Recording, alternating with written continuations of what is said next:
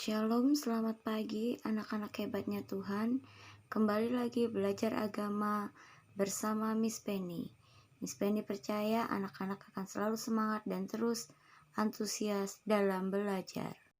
Pembahasan materi pembelajaran kita hari ini adalah di buku agama pembelajaran 4. Temanya adalah lingkungan yang kucinta. Pada pertemuan sebelumnya, kita sudah membahas tentang Allah hadir dalam setiap peristiwa. Banyak kejadian yang tak terduga dalam kehidupan ini, yang sering datang tiba-tiba. Hari ini anak-anak, kita akan belajar tentang bencana alam yang pernah dan bisa terjadi kapan saja akibat perbuatan manusia ataupun karena alam itu sendiri. Bencana bisa menimpa manusia kapan saja, di mana saja, dan pada waktu yang tidak bisa diprediksi kapan akan terjadi. Namun, sebagai anak-anak Tuhan, kita selalu diberikan kepekaan dan kekuatan untuk dapat menghadapi segala peristiwa yang akan terjadi karena kita memiliki Tuhan yang hidup. Berikut ini, Miss Penny akan menjelaskan satu persatu bencana apa saja yang dapat tiba-tiba terjadi dan sangat merugikan manusia. Yang pertama adalah bencana tanah longsor. Tanah longsor diakibatkan oleh curah hujan yang tinggi, merupakan salah satu penyebab tanah longsor. Kemudian, jika musim hujan tiba, air hujan akan masuk dan meresap ke dalam tanah yang retak dan memenuhi rongga sehingga terjadilah pergeseran tanah. Kemudian yang berikutnya adalah bencana banjir. Yang menyebabkan terjadinya bencana banjir adalah yang pertama, curah hujan yang tinggi, yang kedua, rusaknya lingkungan, yang ketiga, pembukaan lahan baru, yang keempat, kapasitas sungai kecil, yang kelima, karena membuang sampah sembarangan, yang keenam, bangunan liar di pinggir sungai, yang ketujuh, bencana alam. Kemudian yang berikutnya adalah hutan gundul. Hutan gundul disebabkan oleh penebangan liar yang dilakukan oleh orang-orang yang kurang bertanggung jawab dan juga bisa disebabkan karena kebakaran hutan. Kehidupan manusia sangat bergantung dengan alam. Namun, jika alam tidak bisa dipelihara dengan baik maupun dirawat oleh manusia, maka alam itu sendiri akan rusak. Yang berikutnya adalah bencana gunung meletus. Gunung api meletus terjadi akibat endapan magma di dalam perut bumi yang didorong keluar oleh gas yang bertekanan tinggi. Dampak negatif dari bencana gunung meletus adalah yang pertama, terjadinya korban yaitu hewan dan manusia banyak yang meninggal, dan yang kedua, pencemaran udara, yang ketiga, kebakaran hutan, yang keempat, awan panas, yang kelima, hutan batuan pijar, yang keenam, lahar yang merusak, yang ketujuh, melumpuhkan aktivitas masyarakat, dan yang kedelapan, guguran lava pijar. Bencana yang bisa terjadi kapan saja yang berikutnya adalah gempa bumi. Gempa bumi terjadi di permukaan bumi akibat pelepasan energi dari dalam secara tiba-tiba yang menciptakan gelombang seismik dan dapat juga disebabkan oleh pergerakan kerak bumi. Yang selanjutnya adalah badai. Penyebab terjadinya badai adalah tingginya suhu permukaan laut, perubahan di dalam energi atmosfer mengakibatkan petir dan badai terjadi. Yang berikutnya adalah polusi udara. Manusia menjadi penyebab utama dan terbesar terjadinya pencemaran udara. Manusia pula yang merasakan dampak terburuk dari terjadinya pencemaran udara. Pencemaran udara merupakan salah satu kerusakan lingkungan berupa penurunan kualitas udara karena masuknya unsur-unsur berbahaya ke dalam udara atau atmosfer bumi. Kelaparan bisa dirasakan oleh semua orang, di luar dari perubahan iklim, konflik, dan peperangan. Kurangnya kepedulian terhadap sesama adalah penyebab terjadinya kelaparan yang paling mudah terjadi.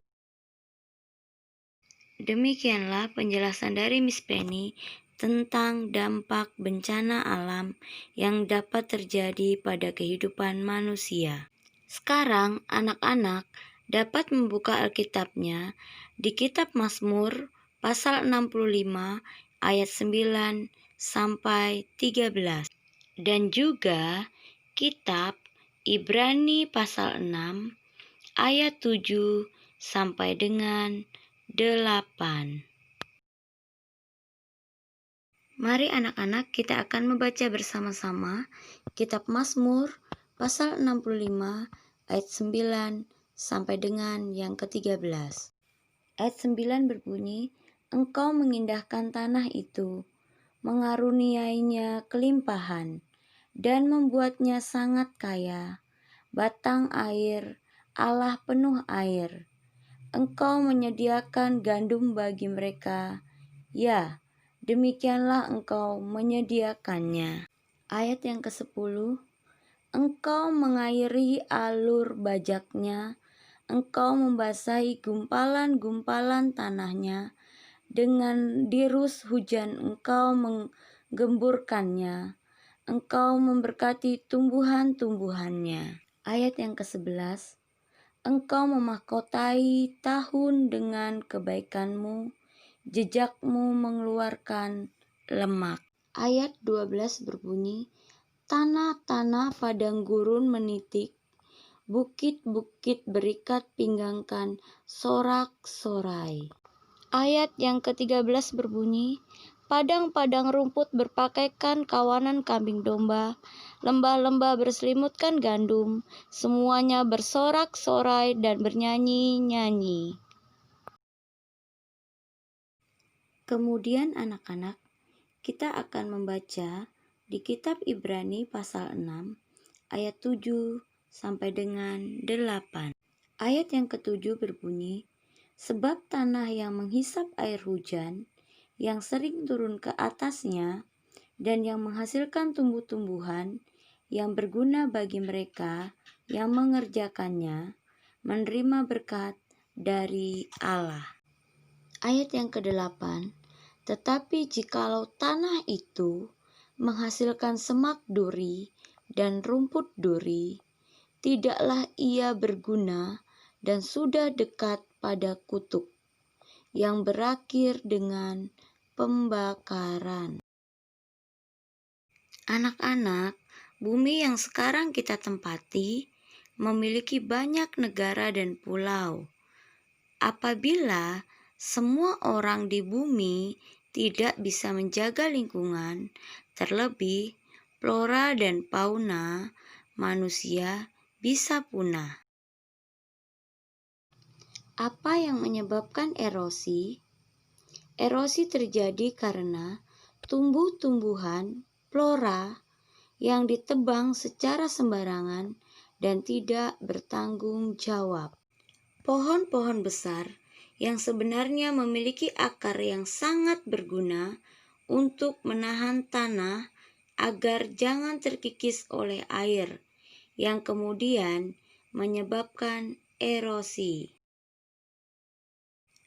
Dalam kitab Ibrani tertulis bahwa tanah hanya akan menghasilkan buah bagi mereka yang mengerjakannya. Ketika kita merawat lingkungan sekitar dengan baik, tentu saja kita akan mendapatkan hal-hal baik pula. Manusia harus dapat mengusahakan tanah agar tetap subur, sehingga bisa ditanami dan menghasilkan tumbuh-tumbuhan yang berguna bagi kehidupan manusia. Sebab tanah yang tidak diolah dengan baik akan menyebabkan bencana bagi manusia dan makhluk hidup lainnya. Mazmur yang disampaikan oleh Raja Daud adalah syukur kepada Tuhan karena telah memberikan tanah yang subur dan gandum yang berlimpah. Raja Daud juga berbahagia karena tanah selalu basah. Orang Israel tidak menderita kekurangan karena Tuhan selalu menolong mereka. Tanah yang selalu subur menunjukkan penyertaan Tuhan yang tidak pernah berkesudahan. Tugas untuk menjaga, merawat, dan memelihara merupakan tugas yang juga diberikan Tuhan bagi manusia. Untuk melaksanakannya dengan penuh syukur dan penuh tanggung jawab. Anak-anak, apa yang harus kita lakukan kepada Tuhan adalah sama seperti yang kita lakukan kepada orang tua. Kegiatan sehari-hari yang harus kita lakukan di rumah sebagai wujud rasa terima kasih kepada Tuhan dan orang tua adalah: yang pertama, membersihkan halaman; yang kedua, membuang sampah pada tempatnya; yang ketiga, menggunakan air secukupnya; yang keempat, menggunakan listrik secukupnya; dan yang kelima, menghemat penggunaan kertas dan lain sebagainya.